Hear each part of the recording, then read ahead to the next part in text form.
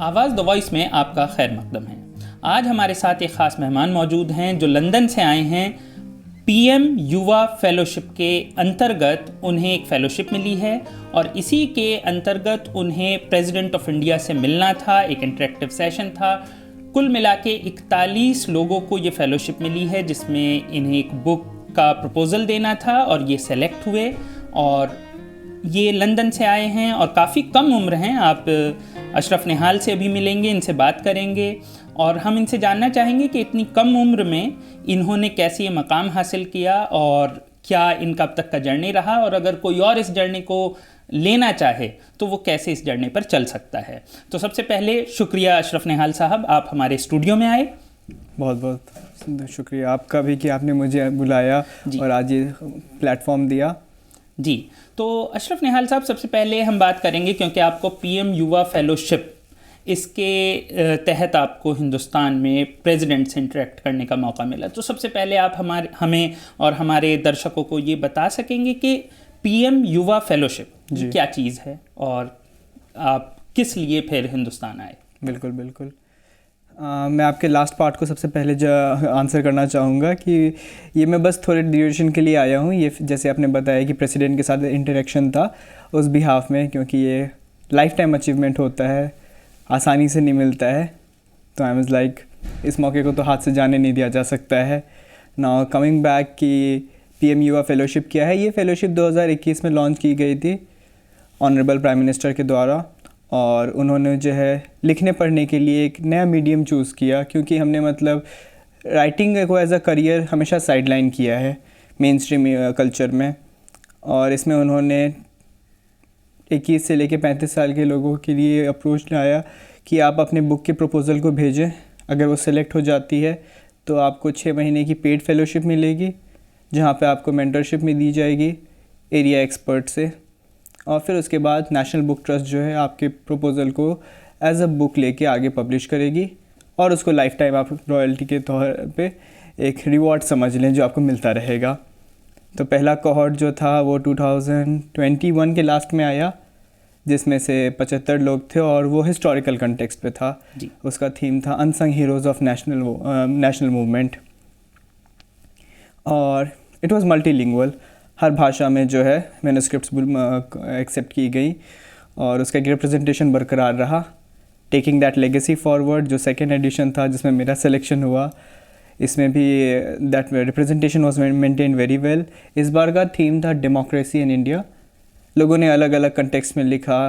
तो डेमोक्रेसी से जो पहला परसेप्शन क्रिएट होता है कि it has something to do with politics और पब्लिक पॉलिसी, लेकिन जब मैंने कोहॉर्ट से इंटरेक्ट किया तो पता चला कि टेक्निकल, सोशल, हर बैकग्राउंड के लोग थे। किसी ने डिजिटल डिप्लोमेसी में डेमोक्रेसी में अपनी प्रपोज़ल को भेजा है, किसी ने हेल्थ डेमोक्रेसी। तो अलग अलग ऑब्जेक्टिव था सबका, और मेरा प्रपोज़ल था democracy in India, how they are twin concepts.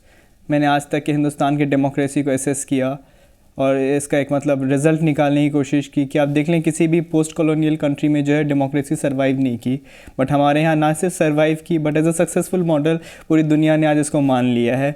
मतलब I would like to applaud Indian democracy कि हमारे यहाँ वो लगातार चल रही है और फिर आप देखें नहीं आई, कुछ ऐसा नहीं हुआ। नहीं, डेमोक्रेसी का सबसे बड़ा फ्लैग बेरर बनता है यूनाइटेड स्टेट्स ऑफ अमेरिका, लेकिन वहाँ पे जो ट्रम्प सपोर्टर्स ने सीन क्रिएट किया वैसे आज तक हमारे पार्लियामेंट में नहीं हुआ है। सो इर्रेस्पेक्टिव ऑफ एवरी डिफरेंसेस, जो डेमोक्रेसी की बात आती है उसमें सब एक है। तो that was my personal thought, वो मैंने प्रेजेंट किया एंड अल्हम्दुलिल्लाह आई एम सेलेक्टेड। अच्छा, आपने अभी भी एक चीज़ बताई कि सारी लैंग्वेजेस या कई सारी लैंग्वेजेस से प्रपोजल्स लिए गए थे। आपने किस लैंग्वेज में किया था, और लगभग ये जो आप बता रहे हैं कि 41 लोगों को फेलोशिप मिली है, इसमें और कौन कौन सी लैंग्वेजेस से लोग हैं? जी जितना मतलब मैंने रिप्रेजेंटेशन देखा, हिंदी से हैं, उर्दू से हैं, नेपाली, तमिल से हैं, कन्नड़ से हैं, कश्मीरी से भी हैं, जितना मतलब इनफैक्ट असमीज़, गुजराती। और आपकी क्या ज़बान थी? आपने किस ज़बान में दिया? मैंने इंग्लिश में भेजा। अच्छा, आपने इंग्लिश में जी। अच्छा, तो ये आपका एक चीज़ हुई। इससे पहले आप लंदन में रहते हैं, आप रिसर्च करते हैं, आप कॉलम्स भी लिखते हैं, तो आप बेसिकली किस चीज़ पर रिसर्च करते हैं? आपका रिसर्च इंटरेस्ट क्या है? मैं स्ट्रैटेजिक स्टडीज़ और डेमोक्रेसी इन साउथ एशिया, और मेरा की एरिया हमेशा रहता है इंडियन पॉलिटिकल डेवलपमेंट्स सेटअप। और अभी जिस पे मैंने अपना थीसिस भी लिखा है वो है मौजूदा हुकूमत का जो माइनॉरिटी आउटरीच है, पर्टिकुलरली मुसलमानों पे वो किस तरह से अपना आउटरीच बढ़ा रहे हैं, उन तक पहुंचने की कोशिश कर रहे हैं। मैंने इस पे रिसर्च किया है और इस पे मैंने अपनी थीसिस लिखी। मौजूदा गवर्नमेंट या मौजूदा ruling party, that is the difference. I would go with the latter one, ruling party. Ruling party, हाँ, क्योंकि सरकार का तो हमेशा आउटरीच रहा है, बिल्कुल, तो वो तो एक अलग चीज़ है, लेकिन आप रूलिंग पार्टी की आउटरीच, तो आप इस आउटरीच प्रोग्राम को, क्योंकि काफ़ी मुद्दा रहता है, आमतौर पे मीडिया इसे बहुत तरीके से देखती है, काफ़ी साइड लिए जाते हैं, तो आप इसे किस नज़रिए से देखते हैं? क्या आउटरीच प्रोग्राम कुछ बड़ा है रूलिंग पार्टी का, और अगर बड़ा है तो मुस्लिम साइड से किस टाइप का रिएक्शन है? आई वुड से ये बहुत फेडेड क्वेश्चन रहा है, इस पर ज़्यादा लोगों ने तवज्जो दिया नहीं। आउटरीच तो डेफिनेटली रहा है। अगर आप किसी भी मुद्दे को देखें, ये पसमानदा, अशराफ, ये डिस्कोर्स जो है, मैंने अपने 22 साल की ज़िंदगी में पहली दफ़ा सुना जब ये हुकूमत चल रही थी। तो कहीं ना कहीं अगर आप इसको डिस्क्रेडिट करना चाहें तो ये होगा नहीं, क्योंकि they are still trying to figure out कि हम कैसे पहुंच सकते हैं। They are trying their best. अब कम्युनिटी जुड़ेगी नहीं जुड़ेगी वो तो कम्युनिटी का मानना है। नहीं, अभी तक आपने क्या पाया? जुड़ रही है, कुछ जुड़ रही है। आपको मैं लेटेस्ट एग्जांपल दे सकता हूँ, त्रिपुरा, बॉक्सर नगर त्रिपुरा, जहाँ पे लास्ट ईयर ही काफ़ी कम्युनल वायलेंस हुए, ठीक है, और वहाँ पे हुकूमत भाजपा की थी, लेकिन आप देखें कि एक लेफ़्ट के सिटिंग एमएलए को हरा के एक बीजेपी के मुस्लिम कैंडिडेट जीत रहे हैं। आप उत्तर प्रदेश में देखें, रामपुर वगैरह, जो कि मतलब आज़म खान जी का घर हुआ करता था, वहाँ पे एनडीए अपने प्रेजेंस मतलब इस्टेब्लिश कर पा रही है। तो डेफिनेटली, और ये मतलब ऐसा नहीं है कि Muslims have already always ousted Bhajpa. Time and again association रहा है। जो आई कम फ्रॉम बिहार, और बिहार का जो सबसे ज़्यादा नॉट ओनली बिहार में भी, if I am not wrong, शायद मुल्क का one of the most Muslim dominated अगर लोकसभा कॉन्स्टिट्यूंसी है किशनगंज, वहाँ पे शहनवाज साहब जीते हैं। जी जी, in the aftermath of Ram Janmabhoomi movement. तो ऐसा नहीं है कि मुसलमान ने हमेशा आउटस्टेड रखा है, ये एक ऐसा नैरेटिव बन गया था। नहीं, आउटरीच भी शायद हमेशा से रही है, क्योंकि जब मतलब जनता पार्टी के बाद जब भारतीय जनता पार्टी बनी तो उसके शुरुआत में पहला सेशन प्रिजाइड किया था छगला साहब ने किया। बिल्कुल। और शुरू से ही मतलब बख्त साहब रहे, और फिर फाउंडिंग मेंबर रहे, ये लोग फाउंडिंग वाइस प्रेसिडेंट थे आई थिंक, और हमेशा से रहा। लेकिन ये एक नैरेटिव आप इसे जो देख रहे हैं, तो क्या कुछ आउटरीच प्रोग्राम बढ़ा है, या क्योंकि अब आप रूलिंग पार्टी हैं तो अब विजिबिलिटी बढ़ गई है? आप इसे कैसे देखते हैं? विजिबिलिटी की बात नहीं है, क्योंकि अगर आप रूलिंग पार्टी हैं तो आपको सबके इंटरेस्ट को कंसिडर करना पड़ेगा। ना ही आप किसी को छोड़ सकते हैं, ना ही कोई आपको छोड़ सकते हैं।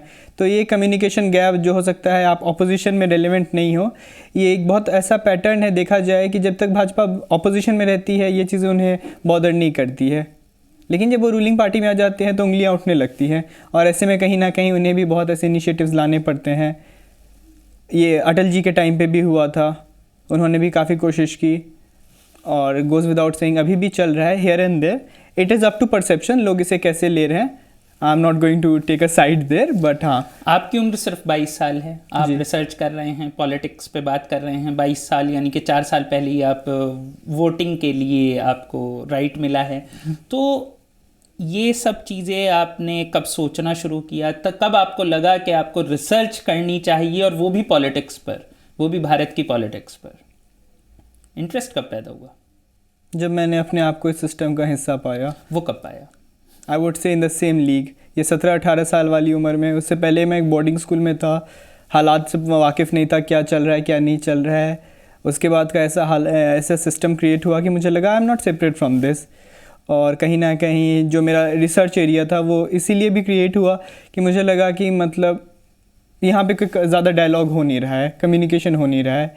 आई just wanted to figure out कि ये एंटी मुस्लिम, मुस्लिम्स का एंटी बीजेपी से स्टैंड, ये कब तक, कहाँ तक। तो I wanted to figure out कि क्या हमेशा से ये सिस्टम रहा है अटल जी के टाइम पे, या मोदी जी ने कभी ऐसे, मतलब जब वो गुजरात में थे तो was his approach the similar.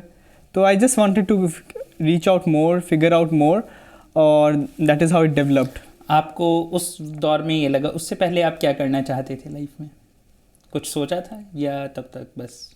I would से हाँ, तब तक आई वॉज प्रिटी लॉस्ट। हाँ, लिखने पढ़ने का शौक़ हमेशा से था in terms of like writing वगैरह। तब फिक्शन पे था, उसके बाद थोड़ा सा कॉलम्स वगैरह में, जर्नलिज्म में डेवलप हो गया। ओके। तो आपको जो आप कॉलम्स लिखते हैं वो इसी के अराउंड लिखते हैं, politics, India, BJP, security studies. Security studies, okay. So आपने ग्रेजुएशन इंडिया में किया है जी, और मास्टर्स आपने बाहर किया है जी, लंदन में। तो आप ये बताएंगे कि आपने मास्टर्स कहाँ से किया और आपका सब्जेक्ट क्या था? ठीक है, उसके बारे में कुछ। मैंने मास्टर्स किया यूनिवर्सिटी ऑफ लंदन के school of oriental and African studies से, जो कि शायद इंग्लैंड की सबसे मतलब ओल्ड स्टैब्लिशमेंट्स में एक है एजुकेशन के मामले में। और इंडियन फ्रीडम स्ट्रगल का भी जो सबसे पहले झांकी निकली थी वो वहीं से निकली थी, ठीक है। और वहाँ से मेरा स्पेशलाइजेशन था साउथ एशिया पे। तो मैंने साउथ एशियन कल्चर, लिटरेचर और इनफैक्ट जियोपॉलिटिक्स के बारे में पढ़ा और वही मेरा मेजर रहा। उसी में मैंने अपनी थीसिस लिखी। That's how I... थीसिस क्या थी आपकी? Goes without saying, my thesis was how the minority ruling party has tried reaching out to minority. Reaching out to minority. Yeah. Okay. अब एक छोटा सा सवाल, हमारे बहुत से जो ऑडियंस हैं, जो दर्शक हैं हमारे, वो कई बार मतलब आपकी काफ़ी कम उम्र है, काफ़ी उम्र तक भी लोग ये फिगर आउट करने की कोशिश करते हैं कि कैसे हिंदुस्तान के बाहर एडमिशन पाया जाएं या फिर जॉब करें या कुछ भी करें। आपको कम उम्र में ये गाइडेंस मिला है, जो भी कुछ हुआ, तो क्या आप बता सकते हैं कि अगर कोई ग्रेजुएशन के बाद जाना चाहे तो क्या तरीक़ा अपनाया जाए, क्या किया आपने? रूट बहुत सिंपल है। वहाँ पे जो है हमारे यहाँ के तरह एडमिशन प्रोसेस बहुत कॉम्प्लिकेटेड नहीं है। इट्स जस्ट लाइक आप जाएं, अप्लाई करें, आपको ऑफ़र लेटर आ जाएगा और उसके लिए आपको एडमिशन प्रोसेस में अपने स्टेटमेंट ऑफ पर्पस, करिकुलम और रेफरेंस लेटर्स, ये चीज़ें अटैच करनी होती हैं। इसके बिहाफ में आपको एडमिशन मिल जाता है। काफ़ी जगह एडमिशन फ़ीस है, बहुत जगह वो भी नहीं है, और अगर आपकी फाइनेंशियल स्टेबिलिटी नहीं है तो वो भी आपके लिए वेव ऑफ कर दिया जाता है। ये काफ़ी टेक्निकल चीज़ें हैं। बहुतों को लगता है कि आईएलटीएस पहले देना है, आईएलटीएस के बिना एडमिशन नहीं होगा। नहीं, आज के टाइम पे ये चीज़ें भी काफ़ी मॉडिफाई हो गई हैं, ये भी नीड बेस्ड हो गई हैं। हाँ, बट सबसे बड़ा जो हिंड्रेंस आता है वो मेरे हिसाब से फाइनेंशियल एस्पेक्ट का आता है। और कमिंग फ्रॉम मुस्लिम माइनॉरिटी, हमारे लिए कोई भी ऐसी स्कीम नहीं है जो कि हमें मतलब फ्रॉम गवर्नमेंट साइड बेनिफिट दे पाए, ठीक है, बाहर पढ़ने के लिए। मैं खुद इस चीज़ का विक्टिम रहा। मैंने काफ़ी कोशिश की but there was no help availed. Okay, luckily मतलब because of some education loan और here and there family support I could make it. But I don't, हो सकता है मैं उस प्रिविलेज बैकग्राउंड से हूँ तो मुझे यहाँ तक आने का मौका मिला, लेकिन सबके पास वो प्रिविलेज हासिल नहीं है। तो लगभग कितना खर्चा आ जाता है अगर कोई खर्चे की बात करे? मान लीजिए किसी को not less than 50 lakhs। Not less than 50 lakhs। तो 50 lakhs मतलब, और ये स्कॉलरशिप मौजूद नहीं है। और अगर एजुकेशन लोन लेना चाहते हैं तब लगभग कितने तक का मिल जाता है इसमें से? एजुकेशन लोन जैसे एक नॉन मॉर्टगेज वाला होता है वो 7.5 लाख या 8 लाख के करीब है, जिसमें आपको कोई सिक्योरिटी नहीं दिखानी होती है। उसके अलावा भी एजुकेशन लोन अवेलेबल है, लेकिन वो भी काफ़ी टाइम पे काफ़ी डाइसी रहता है। जैसे मेरे टाइम पे मेरा एक बैचमेट था जिसे लास्ट मोमेंट तक इशू नहीं हुआ, नहीं had to forgo his admission, तो उसे 1 साल का डेफरल लेके अगले साल आना पड़ा। और जो कुछ फेलोशिप्स हम सुनते हैं, लोग सुनते हैं जब सर्च करते हैं गूगल पर, उनका क्या तरीका है? बिल्कुल, जैसे मैं यूके के भी हाफ में बोलूँगा तो यूके में चीवनिंग, कॉमनवेल्थ, फेलिक्स, इनलैक्स हैं। जैसे चीवनिंग के लिए रिक्वायरमेंट है कि आपके पास एक certain amount of work experience होना चाहिए, जो कि शायद 2000 आवर्स समथिंग इक्विवेलेंट है। और कॉमनवेल्थ का भी वही है कि आपके पास एक अच्छा अप्रोच होना चाहिए। लीडरशिप देखते हैं वो आपकी। ऑब्वियसली अगर आप उन यूनिवर्सिटीज़ में अप्लाई कर रहे हो तो गोज़ विदाउट सेइंग आपकी एकेडमिक क्वालिफिकेशन तो अच्छी है ही, then only you are eligible. But वो लीडरशिप ट्रेड्स, आपके multitasking abilities and what you are going to do to your community. But at the end ये most of this scholarship they are bound कि आपको पढ़ाई वापस करके वापस आ जाना है। तो अगर आपके पास हायर एकेडमिक ऑब्जेक्टिव्स हैं, पीएचडी वगैरह, तो वो आप परस्यू नहीं कर सकते हो। आप परस्यू नहीं कर पाएंगे। कुछ हैं जैसे इनलैक्स वगैरह, वो ये फ्लेक्सिबिलिटी देते हैं। जी, आपने अभी अभी कहा फेलोशिप के बारे में कि मुस्लिम्स के लिए फेलोशिप नहीं है जी। तो बाकी मार्जिनलाइज्ड कम्युनिटीज़ भी हैं। मार्जिनलाइज्ड कम्युनिटीज़ में आप विमेन की भी बात कर सकते हैं, आप ओबीसी की भी बात कर सकते हैं, एससी की बात कर सकते हैं, एसटी की बात कर सकते हैं, या कुछ एजुकेशनली बैकवर्ड एरियाज़ भी इंडिया में आइडेंटिफाइड हैं एज यू नो। तो क्या उनके लिए कोई फेलोशिप है या उनके लिए भी फेलोशिप नहीं? नहीं है, बिल्कुल है। ST SC के लिए नेशनली रिकॉग्नाइज्ड है। Before I make that comment, I would like to say Jharkhand government ने 2 साल पहले मोरंगोम के नाम से, if I am naming it currently, एक स्कॉलरशिप लाया है जिसमें से सारे मतलब मार्जिनलाइज कम्युनिटीज़ इंक्लूडिंग मुस्लिम्स सबको उन्होंने मौका दिया है। तो वो अब्रॉड के लिए है? यूके के लिए ही। यूके के लिए है जी। और SC ST कम्युनिटी के लिए ऑल इंडिया लेवल पर है? नहीं, सॉरी, ST SC के लिए जी वो ऑल इंडिया लेवल वो सेंट्रल गवर्नमेंट, वो सेंट्रल गवर्नमेंट का है। और स्टेट गवर्नमेंट्स के भी अपने इनिशिएटिव्स हैं, बिल्कुल जैसे हैं।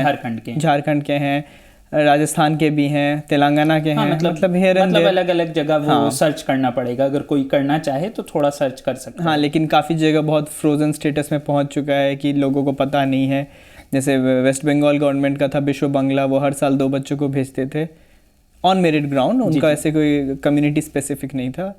लेकिन शायद कोविड के बाद से वो भी फ्रोजन है, किसी ने उसे अवेल नहीं किया है। किसी ने अवेल नहीं किया है या सरकार की तरफ से भी नहीं दिया जा रहा है कुछ? आई एज्यूम कि सरकार तो वही है, तो they have pulled it of. मुझे ज़्यादा जानकारी नहीं है क्योंकि वो मेरे यूनिवर्सिटी के लिए था वो स्कॉलरशिप। तो 2 साल में मैंने किसी उस बैकग्राउंड के स्कॉलर से मेरा मुकाबला नहीं हुआ। अच्छा, तो जैसे आप इंग्लैंड में रहते हैं, एक छोटा सा सवाल, आप इंग्लैंड में रहते हैं, आप एक हिंदुस्तानी हैं, आप एक मुस्लिम हैं, और एक दूसरी कंट्री है, वो भी एक ऐसी कंट्री जिसने हिंदुस्तान पर हुकूमत की, बिल्कुल तो कॉलोनियल पावर थी वो। तो वहाँ पर आप खुद को, या फिर आप जैसे लोग खुद को कैसे महसूस करते हैं, कैसे देखते हैं? मतलब आप खुद को जब देखते हैं तो किस तरीके से आप खुद को उस अंदाज में देखते हैं? मतलब अपनी आइडेंटिटी को लेकर कोई क्राइसिस होता है, कुछ लगता है बस जैसे आप दिल्ली में रह रहे हैं ऐसा ही फील होता है? मेरे लिए मोर और लेस ऐसे ही है। देखिए, मतलब वहाँ पे भी अब जो है काफ़ी कम्युनिटीज़ डिवाइड हो चुकी हैं। जो साउथ एशियंस हैं तो कहीं ना कहीं ऐसी बातें होती हैं कि आप इंडिया से हो वगैरह वगैरह। और कई बार मतलब एक साउथ एशियन कम्युनिटी से ऐसे भी सवाल सुनने पड़ते हैं कि आप लोगों के यहाँ ईद मनाने की आज़ादी है, कुर्बानी देने की आज़ादी है। ये सारा सुन के रेडिकुलस लगता है, बट या वी टेक सच फ्रेंडली जाइब्स। और ये जो हम टेंशन और पोलैरिटी का माहौल यहाँ देखते हैं, वहाँ जाके ऐसा कुछ नहीं होता है। हम एक ही कल्चर के हो जाते हैं वहाँ जाके। बांग्लादेश, पाकिस्तान, हिंदुस्तान सब एक हो जाता है। और कहीं कहीं पे हम फ्रेंडली जाइब भी ले लेते हैं, जैसे ऋषि सुनक की आइडेंटिटी पे हम बहुत सीना चौड़ा करते हैं। गोज़ विदाउट सेइंग, काफ़ी मतलब ऐसे फ्रेंडली जाइब में हम कह देते हैं कि देखिए हमारे तो यहाँ के प्राइम मिनिस्टर भी हिंदुस्तानी मूल के हैं, आपके पास क्या है? आपके पास क्या है? अच्छा, एक छोटा सा सवाल, शायद हमारे दर्शक जानना चाहें। आप बार बार साउथ एशिया कह रहे हैं, बहुत ही एकेडमिक टर्म है क्योंकि साउथ एशिया, बिल्कुल south Asia exactly academic terms में, आम जबान में क्या होता है, ज़रा आप बताएंगे हमारे ऑडियंस को? क्लियर टर्म्स में अगर आप लार्जर रिप्रेजेंटेशन की बात करें, हिंदुस्तान, पाकिस्तान, बांग्लादेश, जोग्राफिकली तो इससे भी ज़्यादा बढ़ के है, लेकिन जहाँ तक मेरा एकेडमिक एक्सपोजर रहा, कल्चरल एक्सपोजर रहा, वो यहीं तक है। और नेपाल और श्रीलंका? वही बोला कि मतलब रीजनल रिप्रेजेंटेशन यहीं का है। Definitely Nepal is a part of it. Academically Nepal पे भी काफ़ी कुछ चल रहा है। जी जी। श्रीलंका से मैं ज़्यादा मतलब वाकिफ़ नहीं हूँ क्योंकि मेरे लिए कुछ एकेडमिक रिलेटेड ज़्यादा नहीं था। हाँ, लेकिन जिस दौरान मैं अपनी पढ़ाई को परस्यू करने गया था तो ये श्रीलंका में क्राइसिस चल रहा था, तो that was very news centric, तो उस टाइम पे थोड़ा बहुत रिसर्च था। बट हाँ, एज अ कम्युनिटी अगर आप पूछें तो साउथ एशिया कल्चर का श्रीलंका भी बहुत बड़ा हिस्सा बन जाता है। आप किसी भी साउथ एशियन एरिया जाएँ जो कि मतलब देसी area, sorry, in terms of London lingo it would be देसी एरिया, वहाँ पे आप श्रीलंकन कम्युनिटी सेंटर्स को भी पाएंगे।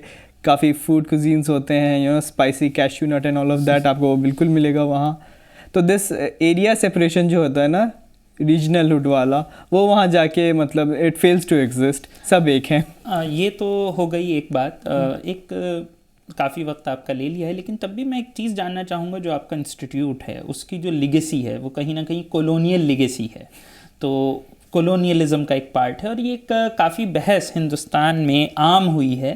पहले एकेडमिक बहस तो बहुत पुरानी थी, लेकिन ये ख़ास तौर पे एक शशि थरूर साहब का बड़ा मशहूर डिबेट टाइप यूट्यूब पर मशहूर हुआ, जिसके बाद लोगों ने इसे पॉइंट आउट किया कि इंग्लैंड में कॉलोनियल लेगेसी ठीक से नहीं पढ़ाई जाती है, ना ही वहाँ के लोग उस पर ठीक से बात करते हैं। They don't know about colonial history as such, जो कुछ हुआ।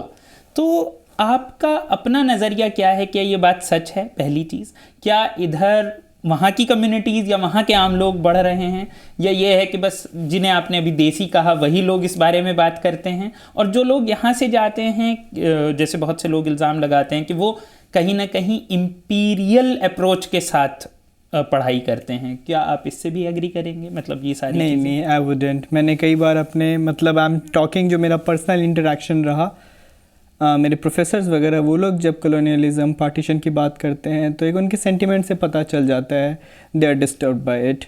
जी जी। और गोज़ विदाउट फैक्ट कि आप हमज़ा यूसुफ और ऋषि सुनक जैसे आदमी को अगर उस बुलंदी पे पहुंचा रहे हैं तो यू हैव समवेयर एक्सेप्टेड कि हमने गलती की थी, और कहीं ना कहीं आप एक रिप्रेजेंटेशन को एक्सेप्ट करना चाह रहे हैं। यू हैव समवेयर नहीं, लेकिन क्या वहाँ के लोगों को आम नॉलेज है कि कॉलोनियलिज्म से उन्होंने पूरी दुनिया में क्या किया था? देखिए, ये अगेन इट बिकम्स, आपने शशि थरूर का नाम लिया, उन्होंने कहा था कि हमें लिबरल आर्ट्स पे बहुत ज़्यादा फोकस करना चाहिए, अगर हम उस पर नहीं करेंगे तो मतलब हमारे आवाम को पता नहीं रहता है वक्त वक्त पे क्या हुआ। So it's again the same concept that applies there. ठीक है, जिन लोगों को पता है, जो हिस्ट्री पॉलिटिक्स पढ़ रहे हैं, ये वही इनसे वाकिफ़ हैं। काफ़ी को पता भी नहीं रहता है क्या मुद्दे चल रहे हैं साउथ एशिया में, लेकिन जिनका टच है पर्टिकुलरली एकेडमिक स्पेस में, मैं खुद अपने प्रोफेसर्स की बात करूं, they are not the South Asian ones. मैं अपने इंग्लिश ब्रिट प्रोफेसर्स की बात कर रहा हूं। जब वो भी इन मुद्दों को पढ़ाते हैं, बताते हैं उनके बारे में, तो उनके फेस का भी जो एक है इम्प्रेशन, वो बता देता है कि they are disturb by the thought. In fact I would say partition पे मैंने मतलब, हालांकि अपने अंडर ग्रेजुएशन में मेरा एक पेपर था पार्टीशन लिटरेचर, लेकिन पार्टीशन पे जितना काम मैंने लंदन में देखा, मैंने यूनिवर्सिटी में देखा, वहाँ पे एक विजुअल वर्कशॉप चलता है पार्टीशन के ऊपर, लोगों को बताते हैं कि ये हुआ था, इतना डिस्प्लेसमेंट हुआ था। मैनचेस्टर में जो है आज भी लोगों की, लेकिन क्या वो उसके लिए कॉलोनियलिज्म को जिम्मेदार भी ठहराते हैं कुछ? बिल्कुल, अपने लोगों का वो अकाउंटेबिलिटी लेते हैं कि हमारे कारण ही हुआ था। और आई गेस अभी मतलब आई गेस सिंह साहब के टाइम पे थोड़ा सा ऑनेस्टी है। हाँ, सिंह साहब के टाइम पे जब ब्रिटेन के प्राइम मिनिस्टर यहाँ आए थे तो उन्होंने जलियांवाला बाग के लिए माफ़ी भी मांगी थी। जी जी। तो ये तो कहीं ना कहीं उनको यहाँ पे क्रेडिट देना पड़ेगा। अच्छा। हर टाइप के लोग हर जगह हैं, बट कहीं ना कहीं है ये चीज़। ये चीज़ एक ज़रूरी चीज़ मुझे लगी, क्योंकि आपका और जैसे कि इंस्टीट्यूट का अपना एक कॉलोनियल लेगेसी है, मतलब जिस तरीके से वो, क्योंकि वो कहीं ना कहीं कॉलोनीज़ को ही स्टडी करते थे, तो ये बहुत आज भी आप उनकी रिपोजिटरी में जाके देखिए, हिंदुस्तान से ज़्यादा आपको हिंदुस्तान को पढ़ने के लिए वॉल्यूम्स वहाँ मिलेंगे। तो मेरी फेलोशिप का एक बहुत बड़ा, क्योंकि ये फेलोशिप जब मैंने इसके लिए प्रपोजल भेजा, I was based out of London, मेरे पास इंडिया का कोई सोर्स नहीं था। It was just university of London की लाइब्रेरी, जहाँ की किताबों के तहत मैंने इस फेलोशिप को क्रैक किया है। तो मैं तो क्लियर टर्म्स में कह सकता हूँ कि हाँ, हिंदुस्तान के बहुत से स्कॉलर्स ने अगर देखा जाए तो वहाँ की लाइब्रेरीज़ का हमेशा से फ़ायदा उठाया है। मतलब अगर मैं वैसे बात करूँ, अब तो काफ़ी कंट्रोवर्शियल फिगर हैं, लेकिन सावरकर ने जब 1857 पर अपनी बुक लिखी तो वो एक पहली पॉलिटिकल हिस्ट्री थी 1857 की, तो वो भी पूरे तौर से लंदन में लिखी गई थी। धर्मपाल साहब ने फिर बाद में काउ प्रोटेक्शन मूवमेंट पर बहुत काम किया, जो कि बाकायदा स्पॉन्सर किया था अटल बिहारी वाजपेयी साहब ने, तो उसे भी उन्होंने वहीं से किया। तो यही कहा गया था कि वहाँ पर जो रिकॉर्ड्स हैं वो हिंदुस्तान में नहीं है। और ये तो चलो आपने कंट्रोवर्शियल फ्रंट की बात की, लिबरल और प्रोडक्टिव फ्रंट की भी सारी बुनियाद वहीं रखी गई है। जी जी। चाहे नेहरू हो, गांधी हो, इनका भी तो सारा एकेडमिक कंजक्चर वहीं चला है। तो हाँ, मतलब वहाँ पे आज भी इन चीज़ों की इम्प्रिंट है। काफ़ी लगता है कि बिल्कुल वो चीज़ें आज भी वहाँ लाइवली हैं, वहाँ पर लाइवली हैं।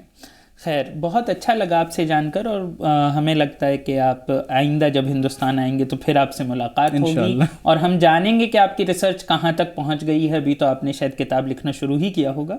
बिल्कुल जी। खैर, मेरा किताब तो वो एक कंटेम्प्रेरी सिनेरियो को कंसिडरेशन में नहीं लेता है। बट अगर मुझे रिसर्च को फर्दर परस्यू करने का मौका मिला तो मैं देखना चाहूँगा कि पॉलिटिकल कोर्स कहाँ तक मुझे मौका देता है। तब तो शायद आपको थोड़ा फील्ड वर्क के लिए हिंदुस्तान में रहना भी पड़ेगा। बिल्कुल उसके लिए तैयार हूँ। तो उसके लिए तब शायद आपसे और भी मुलाकात होंगी। इंशाल्लाह। और निहाल साहब का बहुत बहुत शुक्रिया कि उन्होंने आज हमें वक्त दिया और हमें ये भी बताया कि अगर किसी को इंग्लैंड जाना है, वहाँ पर पढ़ना है या बाहर पढ़ना है तो क्या तरीक़े हैं, कहाँ पर अभी कमियां हैं, सरकार कहाँ देख सकती है और सरकार अभी तक क्या कर रही है। उसके अलावा उन्होंने थोड़ी सी नज़र अपनी रिसर्च की ओर भी हमारी डाली कि उनकी रिसर्च किस बारे में है, minority question, ruling party question. और बहुत बहुत शुक्रिया उनका कि वो आए और आइंदा फिर मुलाकात होगी।